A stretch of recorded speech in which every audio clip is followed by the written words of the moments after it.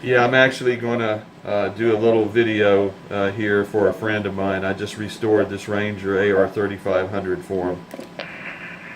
Roger, that's a good little radio. I wish I had one there. I have four of them. Actually, I only own two. I have his other two here, and I used the other radios to help me restore this one and get all the voltages right and run through the diagnostics. Hey, Roger, is that the 100-watt one?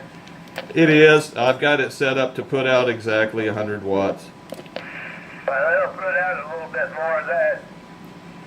Yeah, they'll put out about 120, 125, but with in a really long QSO, I like to kind of run them a little under what the factory does, and on AM I've got it set up for a 20-watt carrier. Hey, Roger, well, I'll tell you what, it's sounding good out here.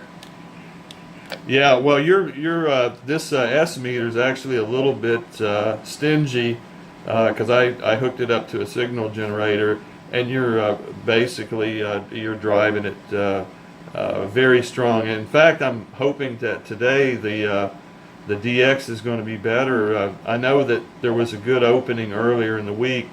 I was on the road, and I'm hoping maybe today it'll come back to like it was.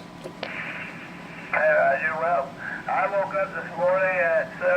Now, I turned the radio on at 7, and it was just full of people. I couldn't believe it.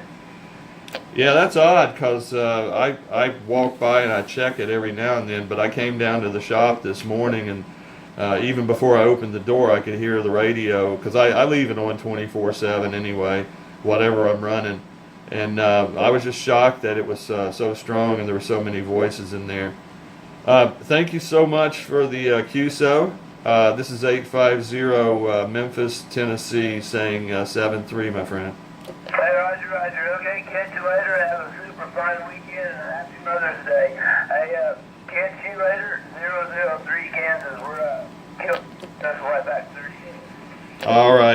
Alrighty, 7-3, my friend.